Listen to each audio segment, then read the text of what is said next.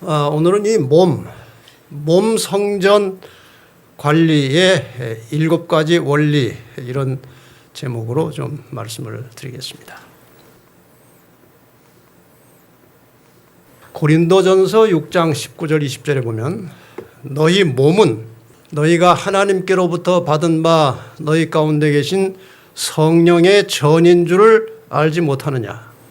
너희는 너희 것이 아니라 값으로 산 것이 되었으니 그런즉 너희 몸으로 하나님께 영광을 돌리라. 너희 몸으로. 너희는 너희 것이 아니다. 하나님의 것이다. 다시 고린도전서 3장 16절과 17절에 보면 너희가 하나님의 성전인 것과 하나님의 성령이 너희 안에 거하시는 것을 알지 못하느냐. 누구든지 하나님의 성전을 더럽히면 하나님이 그 사람을 멸하시리라. 이건 아주 두려운 말씀이에요. 그만큼 이 몸 성전을 관리하는 것이 하나님께는 매우 중요하다는 것입니다. 하나님의 성전은 거룩하니 너희도 그러하니라. 시편 102편 16절에 보면 대저 여호와께서 시온을 건설하시고 그 영광 중에 나타나셨습니다. 하나님이 나타나셨다는 말씀이 나옵니다. 하나님은 사람이 연구해서 사람이 살펴서 발견한 존재가 아니고 하나님께서 친히 자신을 사람들에게 보여주심으로 사람들이 깨닫게 된 것입니다. 이렇게 하나님께서 자신을 사람들에게 나타내시는 것을 계시라고 합니다. 계시. 근데 계시에는 여러 종류가 있습니다. 천연계를 통해서 하나님께서는 자신을 나타내십니다. 여기에 관련된 성경절이 많이 있지만 오늘의 주제가 이것이 아니기 때문에 제가 제목만 소개하고 넘어가겠습니다. 천연계를 통해서 하나님은 자신을 사람들에게 나타내십니다. 또 다른 계시는 실물 계시라고 하는 것입니다.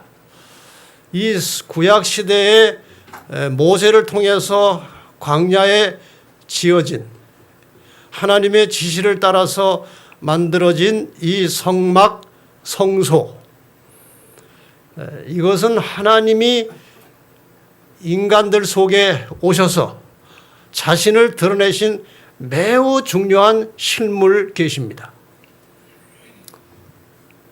그 다음에 특별 계시라는 것이 있습니다. 성경을 통해서 하나님은 자신을 우리들에게 드러내고 계십니다. 예수님께서 말씀하시기를 이 성경이 내게 대하여 증거하는 것이라고 말씀하셨죠. 또 하나의 계시는 인격 계시입니다. 직접 하나님께서 인간으로 나타나신 것입니다. 이러한 여러 가지 다양한 방법을 통해서 하나님께서 사람들에게 자신을 계시하셨기 때문에 사람들은 하나님이 없다고 핑계할 수 없습니다. 하나님이 계십니다. 믿으십니까? 네. 계십니다. 존재하십니다. 특별히 오늘 이 시간에는 이 실물 계시로 우리에게 주어진 이 성소를 가지고 좀 여러분들과 말씀을 나누려고 합니다. 성소. 이 성소라고 하는 낱말은 한자말 그대로 하면은 거룩한 장소입니다. 성소. 하나님이 임재하시는 장소를 성소라고 합니다. 그리고 성소에서는 하나님과 사람의 만남이 이루어지는 곳입니다. 그리고 특별히 성소 안에서 그 모든 제도 속에서 인간의 구원의 역사가 이루어지는 장소입니다. 그것이 성소예요. 그런데 사람들이 미처 생각지 못하고 알지 못하는 최초의 성소 개념이 있어서 이것을 잠깐 소개하려고 합니다. 아담과 하와가 범죄한 후에 있었던 일이죠. 하나님이 그 범죄한 사람을 쫓아내시고 에덴 동산 동편에 그룹들과 두루 도는 화염검을 두어 생명나무의 길을 지키게 하시니라. 이것은 번역이 그렇게 원문대로 실감나게 번역된 것 같지는 않습니다. 여러분, 이 장면을 보시면 하나님이 사람을 쫓아내시고 못 들어오게 천사가 칼을 들고 지키는 것처럼 느껴집니다. 꼭 그렇게 해야 못 들어갑니까? 그렇지 않아요. 이 속에 굉장히 중요한 성소 개념이 들어있습니다. 여기 그룹이라는 말과 화염검을 두었다고 하는 이 낱말을 좀 설명을 드리겠습니다. 이 그룹이라고 하는 것은 성경의 천사를 말합니다. 천사. 화염검이라고 하는 이 라하트라는 말은 칼에 중점이 있는 게 아니고 불꽃, 불길, 이 번쩍번쩍하는 그 칼을 연상해서 칼 자체를 생각하는 것이 아니고 칼에서 나오는 그 번쩍거리는 것, 그것을 혹은 불꽃, 불길이라고 하는 것입니다. 화염검을 두었다고 할 때 이 두어라고 하는 말은 샤칸이라고 하는 말인데 여기에서 쉐키나, 하나님의 임재와 존재를 상징하는 빛, 쉐키나가 여기에서 나오는 것입니다. 자, 그러면은 이제 실제로 아까 보셨던 성소, 그 안에 지성소에 들어가면 두 천사가 이렇게 서로 마주보고 있고 그 사이에 법궤 위 두 천사 사이에 쉐키나라고 하는 광채가 머물러 있는데 그것이 하나님의 임재와 영광을 나타내는 것입니다. 시편 80편 1절에 보면은 여호와께서 그룹 사이에 좌정하신다고 되어 있습니다. 여러분이 저 그림을 보시면 정확합니다. 하나님의 영광이 두 천사 사이에 계셔요. 지금 시편에 이것을 기록하고 있는 것입니다. 그래서 지금 에덴 동산 동편에 있던 그룹은 하나님의 그 보호자 양편에 서 있는 천사를 상징하는 것입니다. 그리고 화염검을 두었다고 하는 것은 저 하나님의 임재를 상징하는 쉐키나, 영광의 광채를 말하는 것입니다. 저것을 이렇게 표현해 놓은 것입니다. 여기 부조와 선지자라는 책에 보면 이런 말씀이 나옵니다. 하나님의 영광이 그룹 천사들이 경배하는 낙원문에 나타났다. 하나님의 영광이 그룹 사이에 나타났으며, 그러니까 그 화염검은 칼이 아니고 천사 사이에 임재하신 하나님의 영광이었다는 것입니다. 이스라엘 예배의 중심인 지성소 안에 거하였다. 아담과 그의 아들들은 이곳으로, 이 천사가 화염검을 들고 있었다고 하는 그곳으로 예배하기 위해 나왔다고 그랬어요. 그러니까 칼 들고 지키는 것이 아니고 거기에 하나님의 영광이 임재하고 있었고, 아담과 하와는 그곳에 와서 예배를 드리는 것입니다. 바로 이것이 최초의 성소예요. 하나님의 영광이 머무는 곳, 거룩한 장소, 인간의 구원이 이루어지는 장소, 여기가 최초의 성소였습니다. 그 다음에 보면은 이 성소의 역사가, 성전의 역사가 성경에는 이렇게 나옵니다. 이 노아가 홍수가 끝난 다음에, 땅이 마른 다음에 이제 방주에 나와서 제단을 쌓고 제사를 드린 기사가 나옵니다. 제단을 쌓았다는 첫 번째 기사입니다. 이 제단 성소는 노아로부터 모세 시대까지 갔습니다. 모세 시대에는 이런 성막, 제사를 조직적으로 체계적으로 드릴 수 있는 이 성막이 만들어졌습니다. 그래서 이것을 우리는 성막 성소라고 하고, 이 성막 성소는 모세로부터 솔로몬까지 갔습니다. 이 성막이 그대로 가나안 땅까지 들어갔습니다. 그 속에서 오랜 세월이 지났습니다. 가나안 땅에 들어가서 여기 천막 형태의 성소가 있었어요. 근데 다윗이 어느 날 가만히 생각해 보니까 자기는 이렇게 화려한 궁전에 있는데 하나님의 법궤가 천막 속에 있구나. 이것을 깊이 느끼고 성전을 건축하려고 계획을 세우는데 하나님께서 너는 피를 많이 흘렸으니 준비만 해라 하고 이 다윗이 준비해 놓은 재료를 가지고 솔로몬이 성전을 지었고 그 성전을 우리는 솔로몬 성전이라고 합니다. 그래서 성전 성소 시대가 시작되었습니다. 이후에 스룹바벨 성전 한번 고쳤죠. 이제 바벨론에 의해서 파괴된 성전을 고친 것을 스룹바벨 성전이라고 하고, 그 다음에 헤롯이 다시 성전을 크게 확대해서 확장 건축한 것을 헤롯 성전이라고 하는데, 예수님께서 이 땅에 오셨을 때 유대 땅에 존재했던 그 성전은 헤롯 성전이었습니다. 어쨌든 건물로 만들어진 성전 성소가 솔로몬 시대부터 예수님까지 이어져 갔습니다. 그런데 예수님께서 십자가에 돌아가시는 순간에 성전의 개념이 바뀌었습니다. 왜? 성전에서 드려지던 모든 제사의 중심인 예수 그리스도께서 직접 돌아가셨기 때문에 성전 성소가 더 이상 필요치 않게 된 것입니다.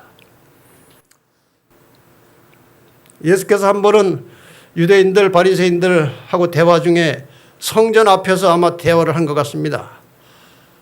너희가 이 성전을 헐라. 내가 사흘 동안에 일으키겠다. 유대인들이 가로되 이 성전은 46년 동안의 지었건을 네가 3일 동안에 일으키겠느냐 하더라. 그러나 예수는 성전된 자기 육체를 가리켜 말씀하신 것이라. 너희가 나를 죽일 것이다. 그러나 내가 3일 후에 부활할 것이라고 하는 말을 성전을 헐라 내가 사흘 동안에 일으키겠다고 말씀하신 거예요. 드디어 예수님의 몸, 성전이라고 말씀하신 예수님께서 허물어졌습니다. 돌아가셨습니다. 사흘 만에 일어나셨습니다. 그 이후로 몸이 성전이 된 것입니다. 이 몸 성전 개념은 예수님으로부터 다시 오실 재림까지 가는 것입니다. 그러니까 오늘 우리는 몸이 성전이 시대에 살고 있는 겁니다. 여기 이러한 인용문이 있습니다. 영세전부터 광명하고 거룩한 스랍 천사로부터 사람에 이르기까지 모든 피조물을 창조주께서 내재하시는 성전이 되도록 하시는 것이 하나님의 목적이었다. 죄로 말미암아 인류는 하나님의 성전이 되기를 그쳤다. 사람의 마음은 죄악으로 어두워지고 더러워져서 신령하신 하나님의 영광을 더 이상 드러내지 못하였다. 그러나 하나님의 아들이 육신을 쓰시고 사람이 되심으로 하늘의 목적은 성취되었다. 하나님께서 인류 안에 거하시고 또한 구원하는 은혜를 통하여 사람의 몸은 다시 하나님의 성전이 되었다. 확실합니까? 지금은 우리의 몸이 하나님의 성전입니다. 바로 이러한 이유에 의해서 이 말씀이 나온 것입니다. 너희 몸은 너희가 하나님께로부터 받은 바 너희 가운데 계신 성령의 전인 줄을 알지 못하느냐. 너희는 너희 것이 아니라 값으로 산 것이 되었으니 그런즉 너희 몸으로 하나님께 영광을 돌리라. 예수님께서 우리를 사셨습니다. 죄 때문에 죽을 수밖에 없는 인간을 그 죄값을 대신 지불하시고 우리를 사셨습니다. 그래서 하나님께서는 인간에 대하여 구원받은 성도들에 대하여 이중적 소유권을 주장하십니다. 1차적으로 창조를 통해서 원래 인간은 하나님의 것입니다. 창조하셨기 때문에 오늘 특창 시간에 계속해서 반복 나온 말씀이 무엇입니까? 너는 내 것이라. 창조를 통해서 우리는 하나님의 소유가 되었습니다. 그런데 죄 때문에 팔려 나갔습니다.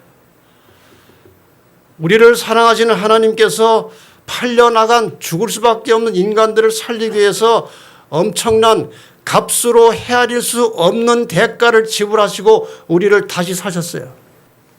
이런 의미에서 우리는 이중적으로 하나님의 소유가 된 것입니다.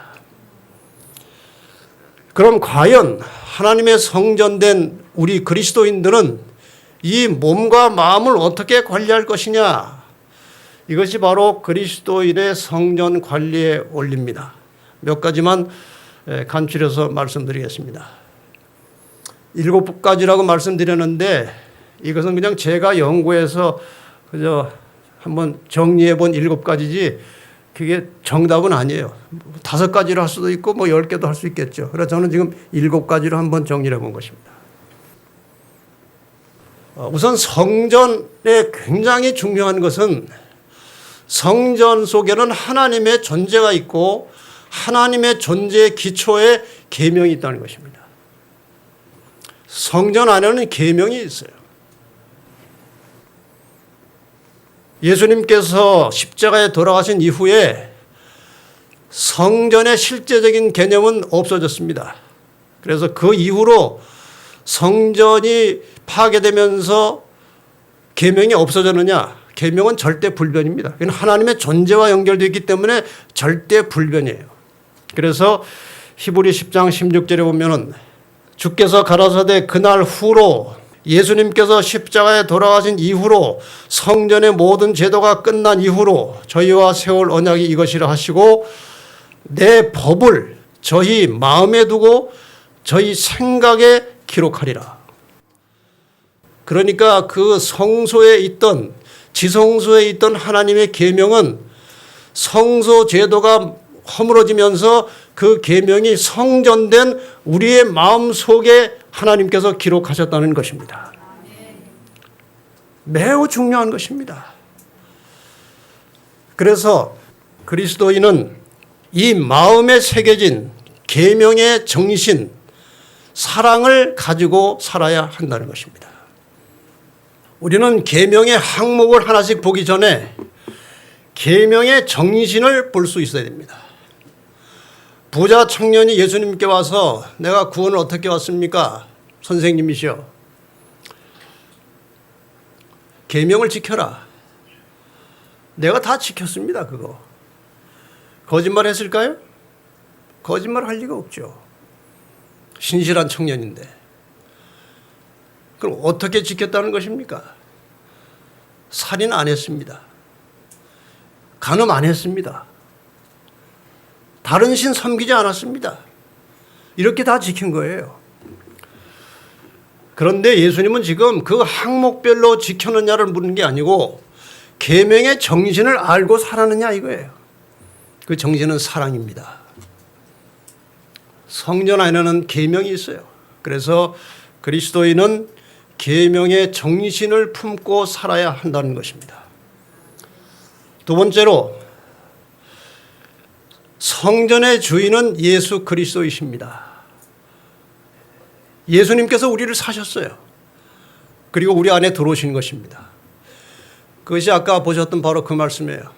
너희는 너희 것이 아니다. 내가 값으로 샀다. 그런즉 너희 몸으로 하나님께 영광을 돌려라. 예수님의 것입니다. 내 것이 아닙니다. 이 몸은, 이 마음은 예수님의 것입니다. 성도의 마음 보좌에 좌정하신 분은 그리스도이십니다.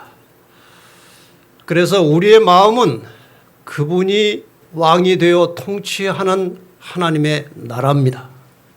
마음속에 세워진 은혜의 왕국의 왕은 예수님이시고 그분이 우리를 통치하시는 것입니다. 예수님께서 바리새인들과 대화 중에 이렇게 말씀하셨습니다. 하나님의 나라는 볼 수 있게 임하는 것이 아니므로 또 여기 있다 저기 있다고도 못하리니 하나님의 나라는 너희 안에 있느니라 그랬어요. 너희 안에 있느니라. 물론 예수 그리스도의 재림으로 하나님의 왕국은 보이도록 임할 것입니다마는 1차적으로 예수 그리스도를 마음에 모시면 그것이 하나님의 나라가 된다는 것을 가르치신 거예요. 나라가 있으면 왕이 있습니다. 왕이 나라를 통치하려면 자기 마음대로 하는 것이 아니고 법이 있어야 됩니다. 그렇습니까? 법이 있어야 법을 가지고 통치를 해야 됩니다. 자, 그럼 여기에 의해서 설명을 한번 해보십시다. 그리스도를 영접한 마음이 1차적인 하나님의 나라입니다. 여러분과 저의 마음 속에 하나님의 나라가 세워진 것이에요. 이것을 우리는 은혜의 왕국이라고 하고 예수님의 재림을 통해서 이루어지는 가시적인 눈에 보이는 왕국을 영광의 왕국이라고 하죠. 하나님의 나라는 심령이 가난한 자의 마음속에 만들어집니다. 그래서 예수님께서 마음이 가난한 자는 복이 있나니 천국이 저희 것입니다. 마음이 비어 있어야 하나님 나라가 들어갈 공간이 생기는 것입니다. 심령이 가난한 자는 복이 있나니 천국이 저희 것이다. 그리고 우리 마음에 건설된 하나님의 나라의 왕은 예수 그리스도이십니다. 그래서 그리스도인들은 왕의 법을 따라 살아야 하는 것입니다. 그 예수님이 통치하시는 하나님 나라의 법칙이 바로 계명이고 그 법의 정신이 사랑이라는 것입니다. 매우 분명한 원리로 하나님께서 우리에게 가르쳐주고 계십니다.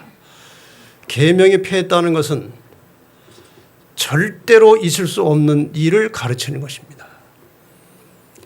계명이 변경됐다고 가르치는 것도 그것은 하나님의 변질을 가리키는 것입니다. 그래서 예수님께서 마태복음 5장 17절 18절에 내가 율법이나 선지자를 폐하러 온 줄로 생각지 말라. 폐하러 온 것이 아니고 완전케 하려 하겠다고 말씀하셨어요. 그래서 우리는 항상 그리스도인이라면 하나님의 계명의 어떤 문자적인 조항 이전에 물론 조항도 필요하고 살펴서 연구를 해야 되겠지만 정신을 생각해야 하는 것입니다. 정신. 사랑하지 아니하는 자는 하나님을 알지 못하나니 이는 하나님은 사랑이십니다. 너희가 나를 사랑하면 나의 계명을 지키리라. 많은 사람들이 이렇게 생각합니다. 예수님이 오시기 전까지는 계명이 요요했지만 그분이 오셔서 모든 계명은 다 지우시고 사랑으로 대체하셨다. 사랑이 뭡니까? 너희가 나를 사랑하면 계명을 지키라고 말씀하십니다. 요한일서 3장 14절. 저는 이 말씀을 읽을 때마다 마음에 찔림이 와요. 우리가 형제를 사랑함으로 사망에서 옮겨 생명으로 들어간 줄을 알거니와 사랑치 아니하는 자는 사망에 거하느니라. 여러분, 저나 여러분이 지금 생명에 거하는지 사망에 거하는지를 분별할 수 있는 기준이 있는데 그것이 무엇입니까? 형제를 사랑하느냐 사랑하지 않느냐 그것입니다. 세 번째, 성전 안에는 부정한 것을 들여놓을 수 없습니다. 성전 안에 들어가는 동물은 양입니다. 혹은 염소, 혹은 비둘기, 정결한 것들이 들어가요. 돼지가 와가지고 나도 좀 시켜주십시오. No. 돼지는 못 들어갑니다. 돼지는 성경에 부정한 동물로 규정되어 있습니다. 성전 안에는 부정한 것이 들어갈 수 없는 거예요. 레위기 20장 25절에 너희는 짐승의 정하고 부정함과 새의 정하고 부정함을 구별하고 내가 너희를 위하여 부정한 것으로 구별한 짐승이나 새나 땅에 기는 곤충으로 너희 몸을 더럽히지 말라. 성소를 더럽히지 말라고 하지 않고 너희 몸을 더럽히지 말라고 그랬어요. 이것은 장차 우리의 몸이 하나님의 성전 될 것을 미리 보고 말씀하신 것입니다. 성전 안에 성막 안에 부정한 짐승이 들어갈 수 없듯이 성전된 우리 몸 안에 부정한 것이 들어가면 안 된다는 것입니다. 그래서 그리스도인의 몸 안에는 정결한 음식이 들어가도록 하나님께서 요청하십니다. 이 문제는 우리가 자주 다루던 문제이기 때문에 제가 그냥 원칙만 말씀드리고 넘어가겠습니다. 하나님께서 사람을 창조하신 후에 사람이 먹고 힘을 얻어서 에너지를 만들어서 움직이고 살아가는 그 원래 식물로 지정해 주신 것이 창세기에 나옵니다. 창세기 1장 29절 30절이에요. 하나님이 가라사대 내가 온 지면에 씨 맺는 모든 채소와 씨 가진 열매 맺는 모든 나무를 너에게 주노니 너희 식물이 되리라. 요즘으로 말하면은 과일, 곡식, 채소, 견과 이런 것들을 말합니다. 이것이 너희 식물이라고 말씀하셨어요. 그러니까 사람은 원래 이러한 식물이 몸속에 들어와서 그것이 태워지면서 살고 기동하도록 그렇게 디자인된 것입니다. 휘발유로 가도록 만들어진 자동차에다가 디젤을 집어넣으면 차는 고장 나는 것입니다. 마찬가지 원리로 이 원식물을 넣고 힘을 얻어서 에너지를 만들어서 살도록 되어 있는 사람에게 다른 것들을 집어넣으면 고장이 날 수밖에 없는 것입니다. 더군다나 요즘 생선이나 육류가 말할 수 없이 오염되어 있습니다. 요즘 바다에 그 방사능이 많이 이제 들어가 가지고요. 내 식탁에 올라온 생선 중에 어떤 것이 방사능에 오염되었는지, 어떤 것이 납이 들어있는지 알 수가 없는 것입니다. 마지막 시대에 인간이 하나님의 성전을 보존하고 건강하게 유지하는 일단 최선책은 그런 것들을 먹지 않는 것입니다.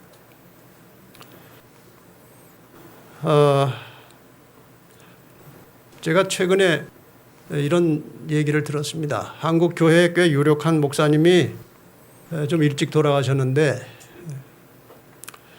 70이 되기 전에 돌아가셨어요. 제가 알기로는. 근데 그분이 왜 돌아가셨는지 사람들은 잘 몰랐습니다. 근데 최근에 그 친구들을 통해서 전해진 말에 의하면은 그 목사님이 아주 경건하고 훌륭한 목사님인데 이 건강에 대한 기별이 없었던 거예요. 그래서 육회를 아주 즐겨 드셨습니다. 그러니까 생고기를 회로 드시는 거죠. 육회. 육회 속에는 벌레들이 있습니다. 그래서 그 목사님이 돌아가신 후에 이렇게 원인을 찾아보니까 머리에 충들이 많았더니 머릿속에 돌아가셨어요. 여러분, 이 그림을 보내신 분이 저에게 설명을 하는데 저 빨간 부분이 충이 돌아다니는 부분이에요. 충. 저 부분에 이렇게 볼록한 게 있대요. 누르면은 벌레가 터져 죽는 소리가 들린대요. 이런 것입니다. 그래서 하나님께서 주신 원칙과 법칙을 따라서 깨끗한 음식을 먹는 것이 성전 관리에 매우 중요한 원칙임을 잊지 마시기를 바랍니다. 깨끗한 음식을 먹으라는 거예요. 네 번째로 성전에서는 순화된 말이 나와야 합니다. 깨끗한 말이 나와야 합니다. 여기에서는. 에베소 4장 29절 30절입니다. 무릇 더러운 말은 너 입 밖에도 내지 말고 오직 덕을 세우는 데 소용되는 대로 선한 말을 하여 듣는 자들에게 은혜를 끼치게 하라. 하나님의 성령을 근심하게 하지 말라. 이 말은 무슨 뜻인가 하면은 우리가 좋지 않은 말을 다른 사람에게 자꾸 하면 성령께서 근심하신다는 것입니다. 그 안에서 너희가 구속의 날까지 인치심을 받았느니라. 우리가 이 입에서 이 성전을 통해서 나오는 말을 조심해야 될 매우 중요한 이유 중에 하나가 이것입니다. 사람이 말을 하면 이 말을 가장 가까이에서 듣는 귀는 자기 귀입니다. 불과 요만큼 짧은 거리에서 자기 말을 계속 들어요. 그 말을 듣는 사람은 상당한 거리가 있지만 자기는 이런 거리 속에서 귀에 들어옵니다. 그 말이 계속해서. 그리고 그 말에 자기가 영향을 받는 것입니다. 그래서 나쁜 말을, 안 좋은 말을, 험담하는 말을, 이 성전에서 나가서는 안 될 말을 자꾸 사용하다 보면 그 말에 자기가 영향을 받아서 그 말하는 대로 자기가 안 좋은 사람으로 변질된다는 것입니다. 좋은 말을 하라는 거예요. 내가 지금 말할 때 이것이 성전에서 과연 나와도 될 말인지 아닌지를 분별하는 것입니다. 그래서 다윗이 입에 파수꾼을 세워달라고 기도한 것입니다. 그것을 컨트롤해 주시는 분이 성령이세요. 말하기 전에 먼저 생각이 떠오릅니다. 그렇죠? 이 생각으로 구성된 내용을 말로 전달하기 직전에 성령의 음성이 있는 거예요. 그 말하면 안 된다. 그건 나쁜 말이다. 그건 상처를 준다. 근데 이것이 아주 짧은 사람이 있고 조금 인터벌이 있어서 생각할 수 있는 여유가 있는 사람이 있어요. 어떤 사람이 나쁜 말이 나가기 전에 생각이 날까요? 기도를 많이 하는 사람이에요. 기도를 많이 하고 영으로 살면 안 좋은 말이 나가기 전에 인터벌이 생기는 거예요. 이걸 해야 되느냐 말아야 되느냐. 그리고 안 할 수 있는 힘도 성령이 주시는 것입니다. 기도 많이 하시기 바랍니다. 성전에서 나가야 할 말을 잘 골라서 하시고 성전에서 나가면 안 될 말은 삼가야 되는 것입니다. 여기 이런 말씀이 있어요. 흥분된 성질과 날카로운 비난은 사람들에게 감명을 주지 못하고 그들의 공감을 얻지도 못한다. 우리가 어떤 사람에 대해서 안 좋은 말 할 때는 그 말을 듣는 사람이 아 그렇구나 내가 잘못했구나 그런 것을 느끼기를 원하면서 말을 하지만은 절대로 그렇게 안 느낀다는 것이에요. 공감하지 않는다는 거예요. 만일 우리가 진리를 가지고 있다면 우리는 고요함과 안정됨을 갖추게 된다. 우리의 언어는 예모가 있어야 하고 고상해야 한다. 그대가 마음에 간직한 정신은 그 인상을 얼굴에 남겼다. 영혼의 성전에 앉으신 그리스도께서는 이 속에 우리의 왕이시고 우리를 조정하시는 그리스도께서는 화를 잘 내고 언짢은 불행한 외모를 없애주실 것이다. 진정으로 우리의 심령의 중심의 보좌에 그리스도가 앉아 계시고 그분이 조정하는 대로 내 인생을 맡긴다면 하나님께서 우리를 고쳐주신다는 것입니다. 다섯 번째, 성전의 기능은 용서와 화목입니다. 성전 안에서 하나님과 인간 사이에 불화했던 그 불화의 원인, 죄를 해결해내고 그 죄가 해결되는 순간에 하나님과 우리가 화목해지는 것입니다. 하나님이 우리의 죄를 용서하십니다. 그리고 하나님과 우리는 화목해지는 거예요. 그렇다면 몸이 성전이라는 사실을 제대로 인식하고 산다면 용서를 해야 하는 것입니다. 마가복음 11장 25절에 서서 기도할 때 아무에게나 혐의가 있거든 용서하라. 그리하여야 하늘에 계신 너희 아버지도 너희 허물을 사하여 주시리라. 용서하라는 것입니다.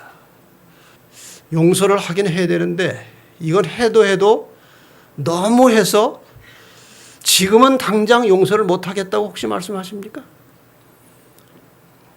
하나님이 우리를 보시면 해도 너무한 정도가 아니고 죽어버려야 될 것인데 하나님께서 용서하셨어요. 그렇다면 우리가 용서하지 못할 것은 없습니다. 혹시 내가 용서할 수 없는 정도까지 마음이 상해 있다면 나는 아직 하나님의 용서를 경험하지 못했다는 결론입니다.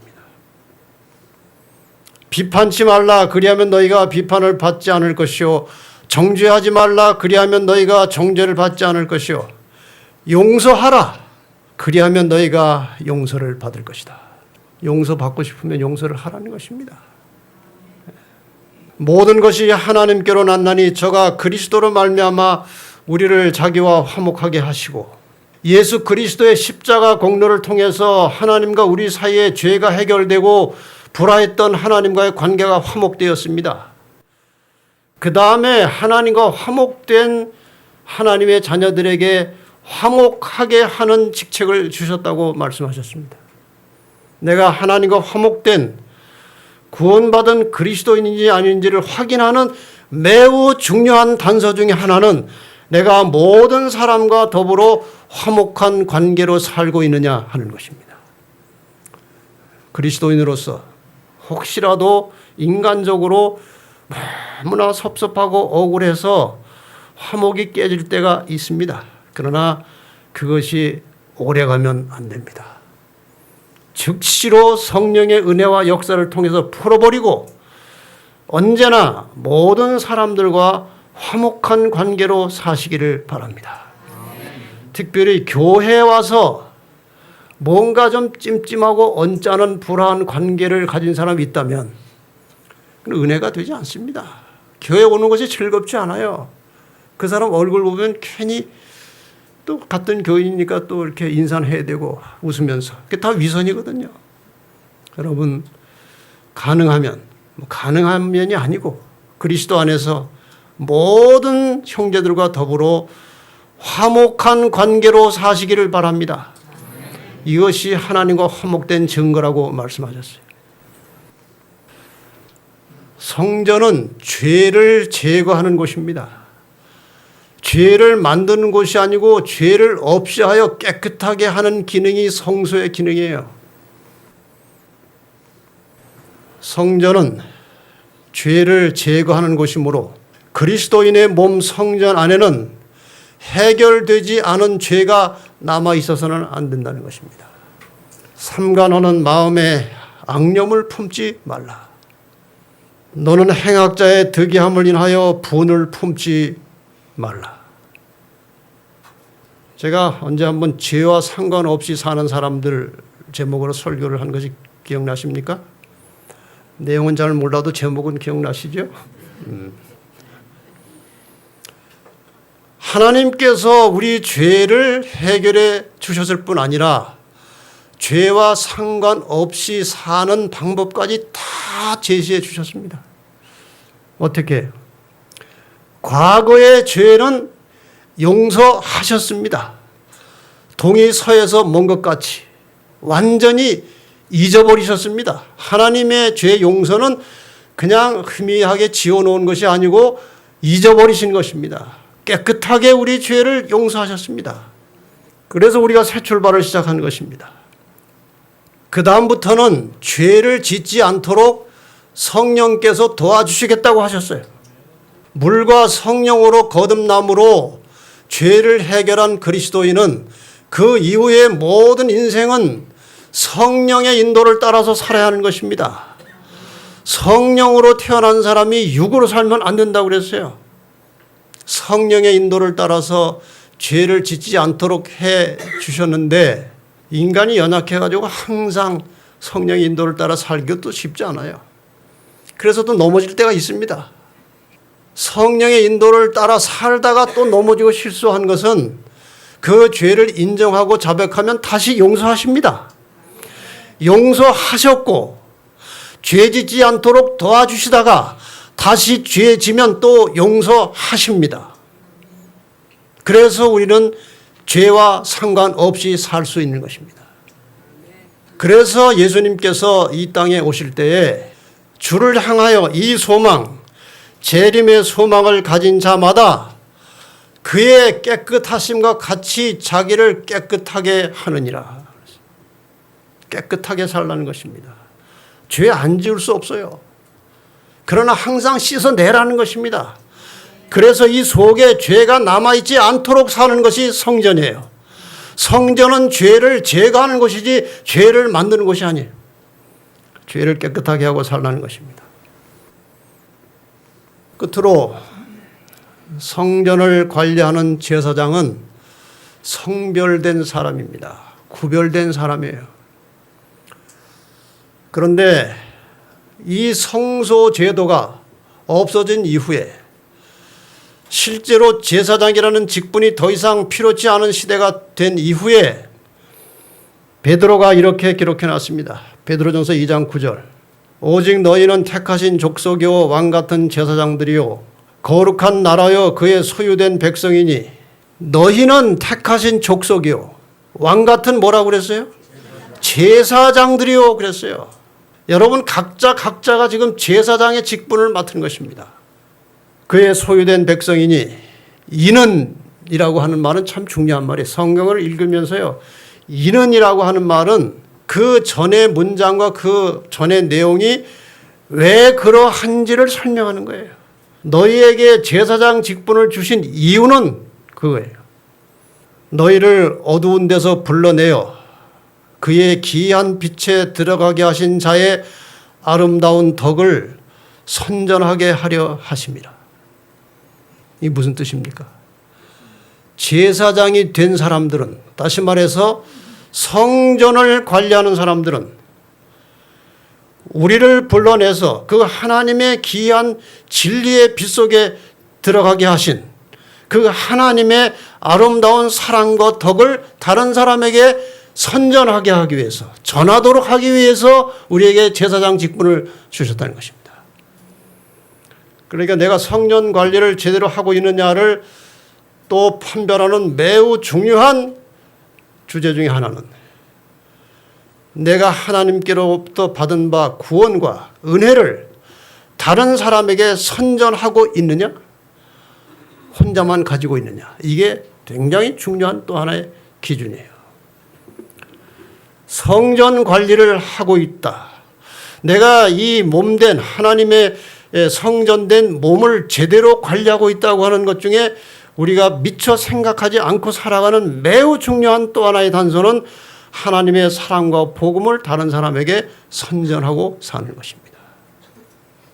그것은 말로도 할 수 있고 우리의 삶을 통해서 무언으로 증언할 수도 있고 여러 가지 다양한 방법으로 우리는 하나님의 사랑과 그분의 덕을, 복음을 다른 사람에게 나누어 주는 것입니다.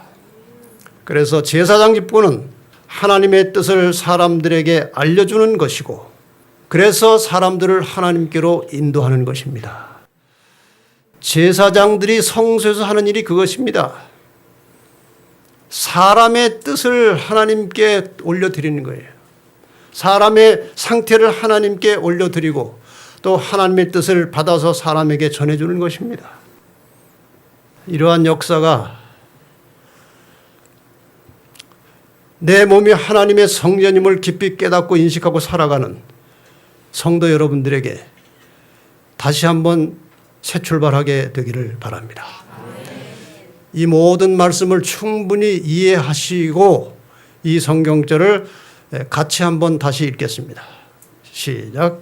너희 몸은 너희가 하나님께로부터 받은 바 너희 가운데 계신 성령의 전인 줄을 알지 못하느냐. 너희는 너희의 것이 아니라 값으로 산 것이 되었으니 그런즉 너희 몸으로 하나님께 영광을 돌리라. 이러한 삶이 시작되기를 바랍니다. 우리의 창조주시오 주인 되시는 하늘에 계신 아버지, 우리의 몸이 하나님의 성전임을 잊어버리고 살아왔던 우리의 과거의 삶을 용서하여 주시고 이제 후로는 우리의 마음과 몸이 하나님이 내재하시는 성전임을 잊어버리지 않도록 성령께서 항상 깨우쳐 주시고 우리의 발길, 우리의 삶을 지도하시고 지배하여 주시옵소서. 이제 다시 한번 우리의 몸이 하나님의 성전이라는 깊은 사실을 깨닫고 이 하나님의 전을 떠나가는 모든 성도들에게 예수 그리스도의 다함이 없는 은혜와 우리 아버지의 놀라우신 사랑과 성령의 감화 교통하심이 이제로부터 영원까지 그리고 삶의 순간마다 함께하여 주시기를 예수 그리스도의 이름으로 축원하옵나이다. 아멘.